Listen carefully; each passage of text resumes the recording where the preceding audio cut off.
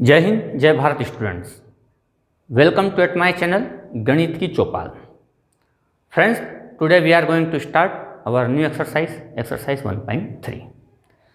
लेकिन उसके पहले, उसके क्वेश्चंस को सॉल्व करने से पहले हमें एक थ्योरम को समझना होगा।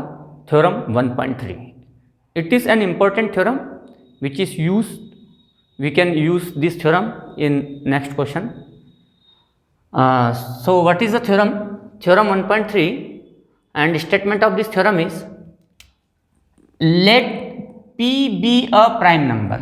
Let P be a prime number. P कोई prime number है. If P divides a square, let 3, it is a prime number P, and it divides a square. For example, 9 square 81. P divides a square, then P divides a. P divides a, this is a.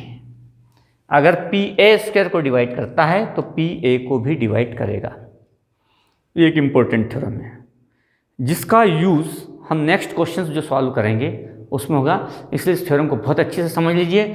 Theorem 1.3, let P be a prime number if P divides a square, then P divides a, then P divides a. For example, 2 is a prime number which is divides 4 square means 16. 2 divides this a square, then 2 also divides a. तो इस तरह से आप किसी भी एक prime number को लीजिए, अगर वो किसी ए स्क्वायर को डिवाइड करता है तो ए को भी डिवाइड करता है। ये इस थ्योरम का स्टेटमेंट है, एक मेन इंपॉर्टेंट स्टेटमेंट जिसका हम नेक्स्ट क्वेश्चन में यूज करेंगे। Okay students, we are going to start our new exercise 1.3 and यहाँ पर हम क्वेश्चन ले रहे हैं example 1.4। Prove that √2 is irrational. हमें यहाँ पर प्रूव करना है √2 इज इरेशनल। हम कंट्रोवर्सी मेथड का यूज़ करेंगे और हम इसको मानेंगे नो, √2 इज रेशनल। तो हम यहाँ पर मान लेंगे suppose √2 is a rational. Since √2 is rational, then we can write it into the form of P by Q. Therefore, P by Q is equal to √2. अब यहाँ पर जो मेन इंपॉर्टेंट थिंग्स है वो है P by Q को लेकर। P and Q में कोई कॉमन फैक्टर नहीं होना चाहिए। P and Q have not any common factor other than 1. If there may be any common factor between P and Q, remove that. तो हमको यहाँ पर ये लाइन को लिखना होगा कि P एंड Q में कोई कॉमन फैक्टर नहीं होना चाहिए, और अगर है तो आप उसको डिवाइड कीजिए और डिवाइड करने के बाद हमको उसको लिखना है। तो हम इस लाइन को यहाँ पर लिखेंगे। फ्रेंड्स, यहाँ पर P एंड Q में कोई कॉमन फैक्टर नहीं होना चाहिए। For example 6/9 P by Q। अब यहाँ P एंड Q में कॉमन फैक्टर है वो है 3, जिससे ये भी डिवाइड होगा और ये भी डिवाइड होगा।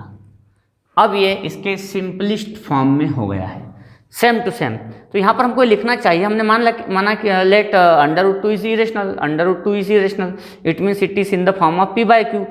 But if P and Q have a common factor other than 1, then we divide by the common factor, then we get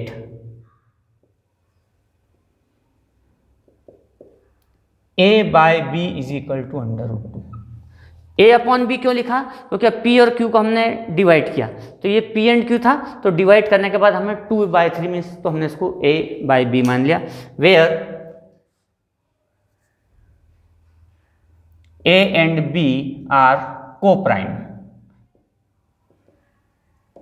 Co-prime means between A and B there is no common factor other than 1, means it is in the simplest form। ये line बहुत important है, इसी line पर हमारा solution तैयार होगा। तो friends, यहाँ पर इस लाइन को बहुत अच्छे समझ लीजिए कि P एंड Q में अगर कोई कॉमन फैक्टर है अदर देन 1 तो उसको हमको सॉल्व कर लेना है, और सॉल्व करने के बाद P एंड Q का जैसे मान लो कोई कॉमन फैक्टर था तो हमने सॉल्व कर लिया, तो हमें ये हो गया A एंड B के फॉर्म में। A and B is equal to under root 2 where A and B are co-prime. Okay, अब B को हमने इधर ट्रांसफर किया तो A is equal to under root 2B by squaring both side then we get A square is equal to 2B square. This is equation first. अब यहां पर clear है A square is divisible by 2, क्योंकि अगर हम किसी चीज को 2 इंटू समथिंग में लिखते हैं इसका मतलब है वो 2 से डिविजिबल है. फॉर एग्जाम्पल आप 6 को लिख सकते हैं 2 into 3 means 6 is divisible by 2, लेकिन आप 5 को 2 इंटू किसी इंटीजर के फॉर्म में नहीं लिख सकते, इसका मतलब 5 2 से डिविजिबल नहीं है. यहां पर आप देख रहे हैं a square is equal to 2 into b square means a square is divisible by 3. It is clear.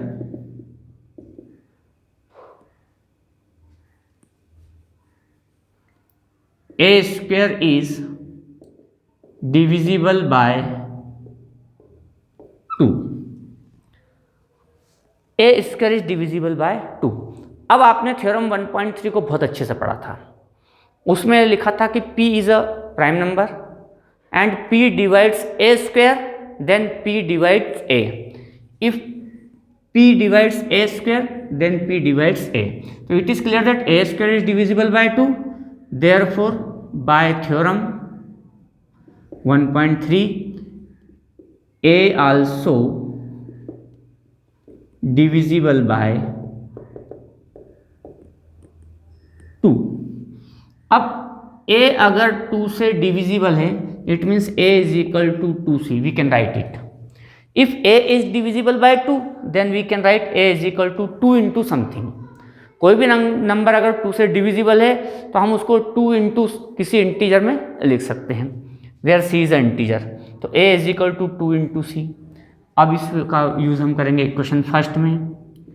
Bye equation first a की प्लेस पर हमने 2c यूज किया. This is 2b square means 4c square is equal to 2b square. 2 से 4 cancel हुआ 2 time. 2c square is equal to b square. यहां पर आप देखेंगे b square is divisible by 2. Here b square divisible by 2. b square is divisible by 2. Therefore b also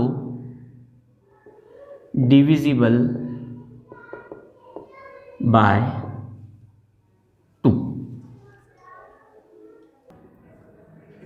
Here A is divisible by 2 and B also divisible by 2. So it is contradict the fact that A and B have no common factor other than 1. But A also divisible by 2, B also divisible by 2. And he says that A and B are co-prime. It is contradict our fact. This it is very important line. हमारे इस fact को contradiction कर रहा है. तो ये contradiction क्यों आ रहा है? इसका मतलब है कि हमारा जो एजम्पशन है वो करेक्ट नहीं है. It means our assumption is incorrect. Our assumption is incorrect, इसलिए हमारा कॉन्ट्रडिक्शन आ रहा है. तो हमारा एजम्पशन क्या था कि under root 2 is a rational.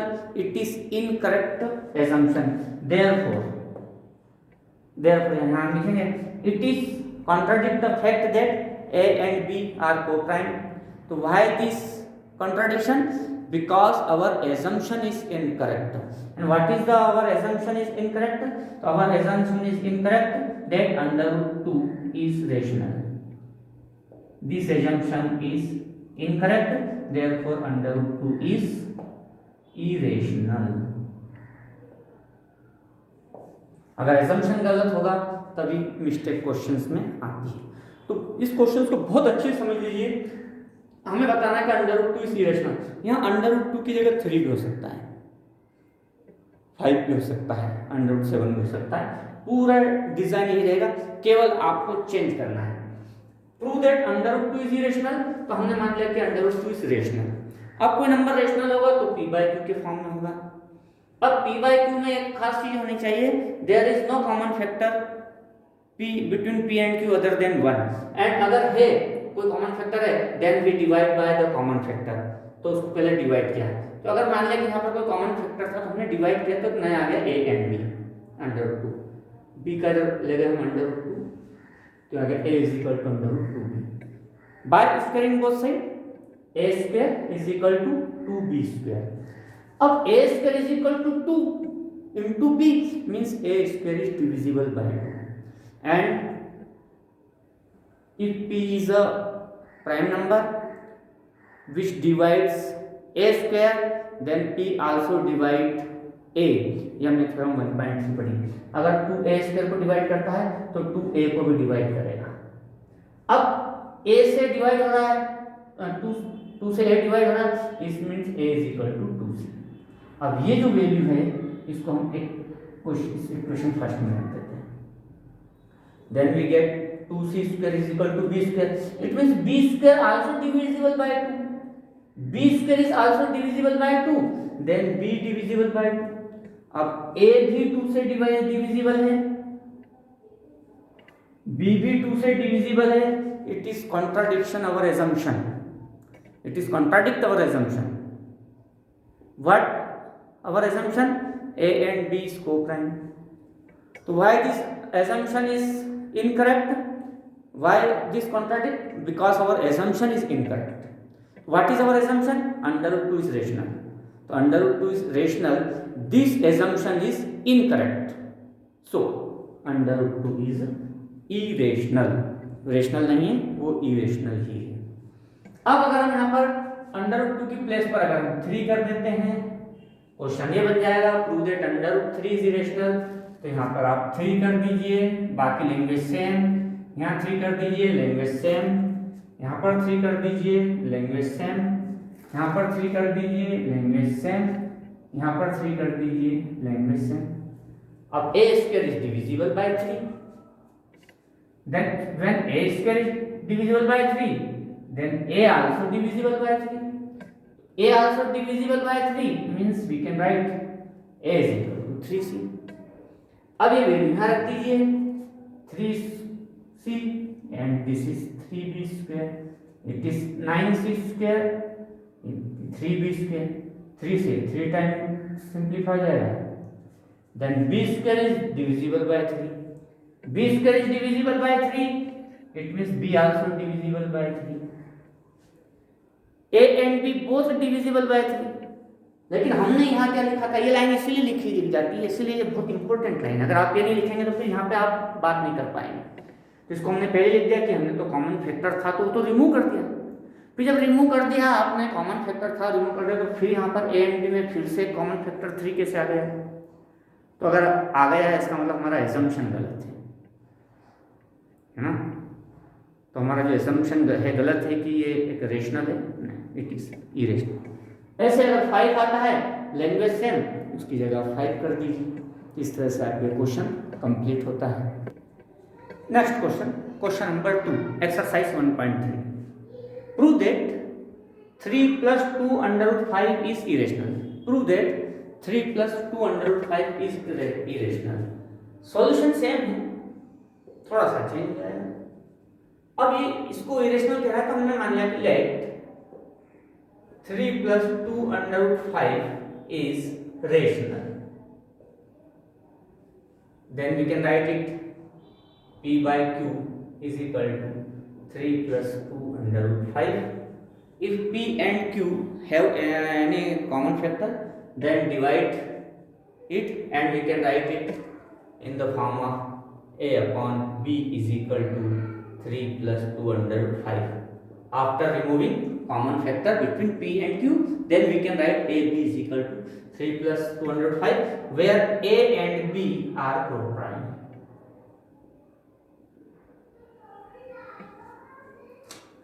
Three rational है तो we can transfer it -3 is equal to 2 under root 5. We can write it a minus 3b is equal to 2 under root 5. 2 को भी ट्रांसफर किया, then we get a minus 3b upon 2b is equal to under root 5. This is rational. This is rational. Subtraction between two rational number is also rational. Rational upon rational also rational, means it is totally rational. But under root 5 is irrational, which is already we have proved in question number first. Under root 5 is irrational.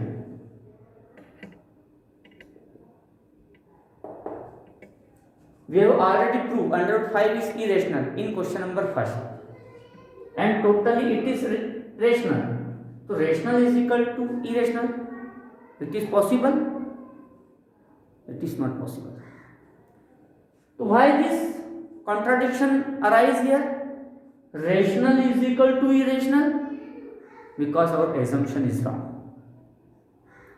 So we can write here a minus 3b upon 2b is rational and under root 5 is irrational.